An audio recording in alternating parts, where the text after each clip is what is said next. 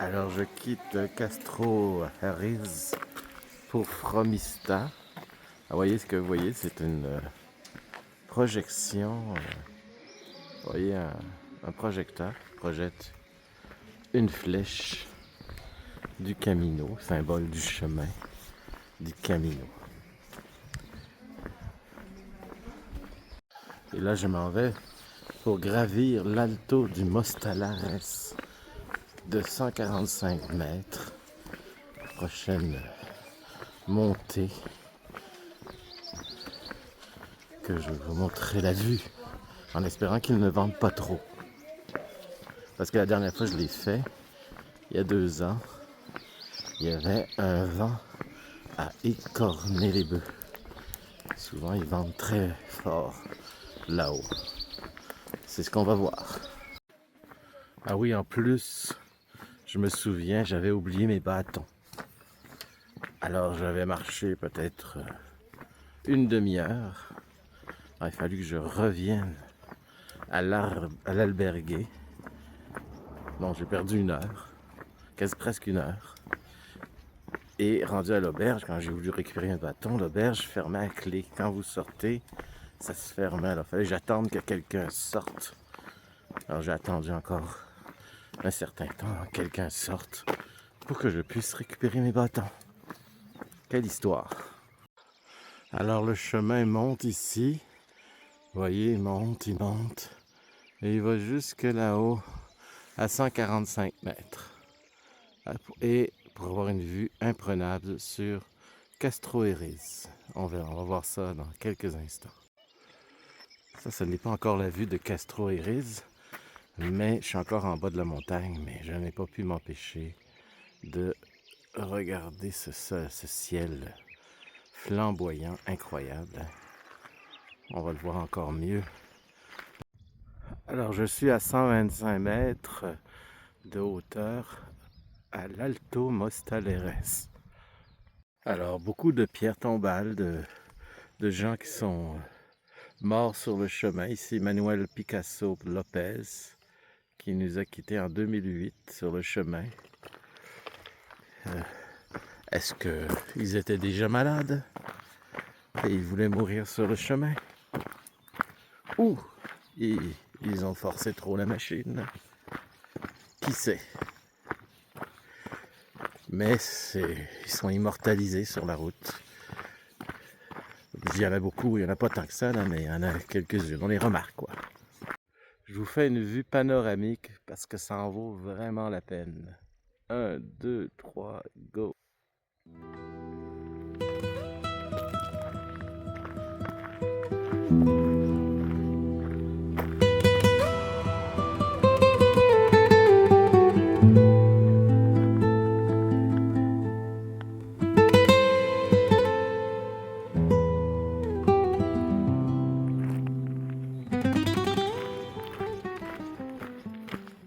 Alors je suis dans l'albergue Saint-Nicolas qui est nouvellement ouverte pour les pèlerins parce qu'avant c'était fermé et maintenant tu peux dormir ici. C'est un donativo. Vous voyez, il y a des lits pour bien dormir. Mais avant je passais ici puis c'était fermé.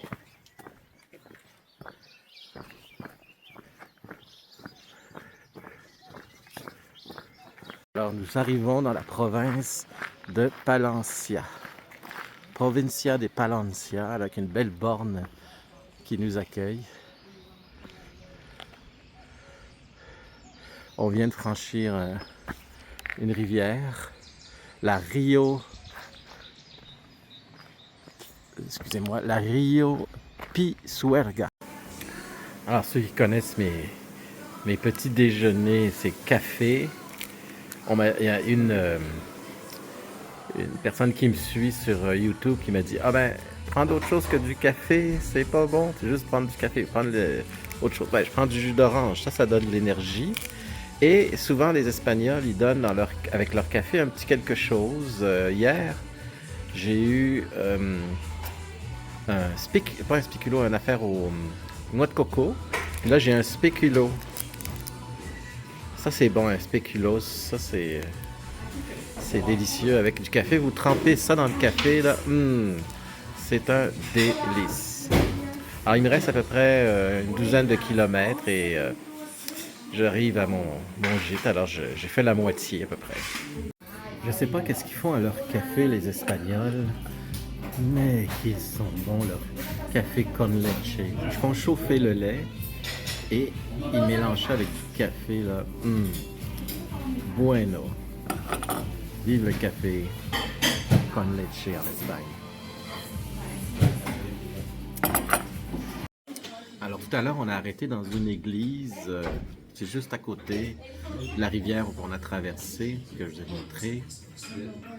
Et là, on est rendu à Palencia, c'est à même pas 1 kilomètre. Maintenant, cette église, c'est une albergue, comme je vous l'ai dit. Il y a des lits, vous ne dormez pas sur des matelas. Et ils vous lavent les pieds. Dans la tradition pèlerine, quand ça fait 1000 ans que ça existe, comme on dit, ils lavaient les pieds des pèlerins en hommage pour les... C'est un rituel. Et le souper, c'est toujours une assiette de pâtes généreuse, bien... et c'est donativo, donc presque rien. Vous payez ce que vous voulez. Et donc, vous pouvez dormir là. C'est une place pour ceux qui voudront faire le chemin. Si vous voulez arrêter là, c'est juste après Castro Erez, avant Fromista. Moi, je vais dormir à Fromista. Alors, je vais dormir à Fromista ce soir. Demain, je vais être ici, à Carrion de los Condes. Et après, je vais dormir à Ledigos et à Sahagún, qui est juste là. Sahagún, vous voyez. C'est mes étapes, les 4 prochaines étapes. Alors, il annonce de la pluie vers 2h, 14h. En principe, si tout va bien, je devrais arriver vers midi. Donc, évitez la pluie. Parce que si vous regardez le ciel, c'est pas encourageant du tout, du tout. C'est gris. Là, on arrive dans la zone des canaux. C'est pas des canaux comme le canal du Midi. Ça, c'est le canal de Puigcerdá. On va arriver au canal de Castille. Vous voyez, c'est des petits canaux. Le canal du Midi, c'est beaucoup, beaucoup, beaucoup plus gros. Mais il y a une multitude de petits canaux que vous allez découvrir. Et quand on va arriver à Fromista, on va arriver avec une immense écluse pour finir. Donc on rentre dans la zone des canaux. Par là. Alors les canaux de Castille qu'on va voir, c'est le plus gros projet du 18e siècle, le plus gros projet d'ingénierie du 18e siècle en Espagne. On ne parle pas de rien.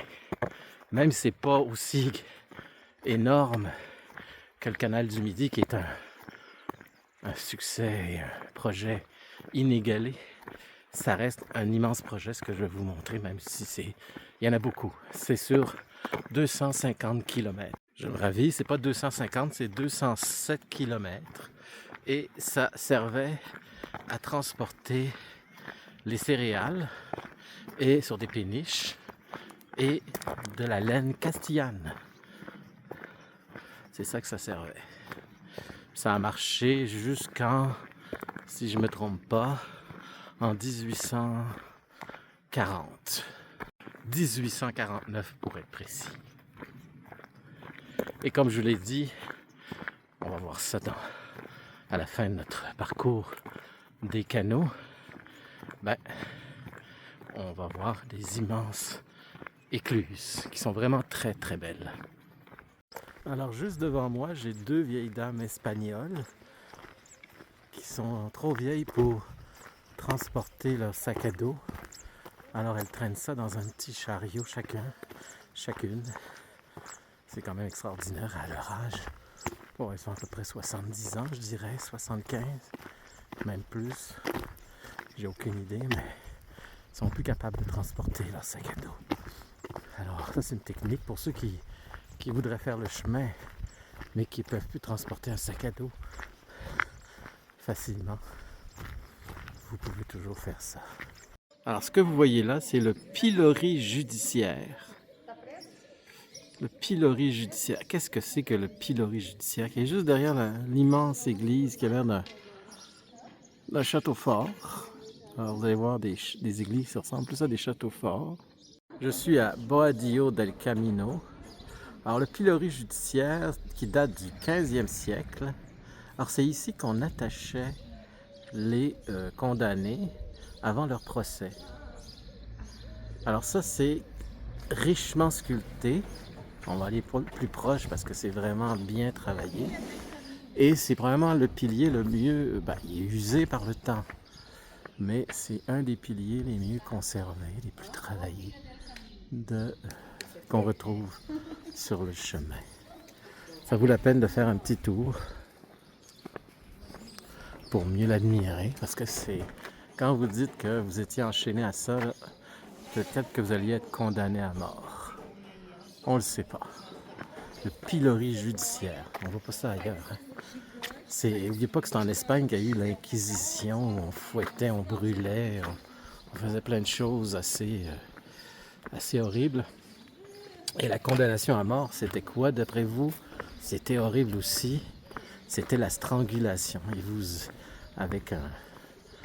Il serrait un garrot, puis quelle horreur. Alors, en Espagne, il y a eu des choses un peu spéciales. Alors, je vais aller me prendre une petite limonade ou un jus d'orange dans un bar. Ah oui, j'oublie toujours de vous le demander. N'oubliez pas de vous abonner. En bas, à droite de l'écran, il y a le bouton abonnement. Et, comme je l'ai déjà dit, ça permet de mieux référencer mes vidéos, de les rendre plus disponibles pour le plus de gens possible. Parce que des fois, ils veulent de l'information que je leur donne et ça permet de leur donner accès à cette information plus facilement. Donc, n'oubliez pas de vous abonner. Alors, nous allons marcher pendant 1 heure à peu près sur le canal de Castille. Mais vous savez qu'il est beaucoup plus long. Il mesure 205 km. Surtout que il pleut. Une petite pluie, mais une pluie pareille. Donc je vais essayer d'accélérer le pas. Parce que d'ici l'écluse que je vous montrerai qui en vaut la peine, on arrivera à Fromista, l'étape finale.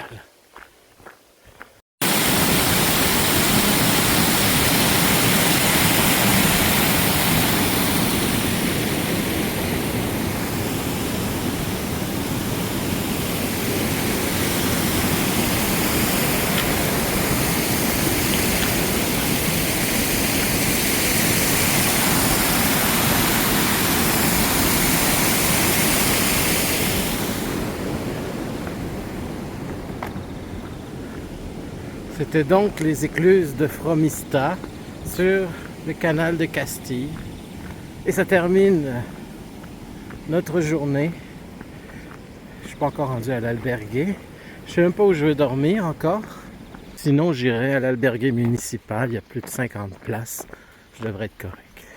Alors finalement, je suis à l'albergue municipal. 15 €, vous voyez ici. 15 €, c'est vraiment pas cher. C'est très bien. Vous voyez, il y a un beau petit jardin, mais il fait tellement froid. T'as vu les gros nuages qui nous arrivent? Où ça? Ah merde! Faut que tu ailles voir. Faut que tu ailles voir. Ah. Faut que tu ailles voir l'église Saint-Martin qui est juste là. Juste là, j'y suis allée. Okay, on y est allé avant d'arriver. Église romane, c'est oui. super. Elle est très belle. J'y vais.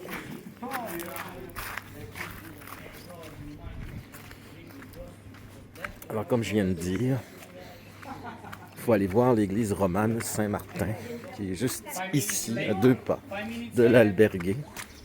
Vous voyez, je sors à peine de l'albergue. Et qu'est-ce que je vois devant moi?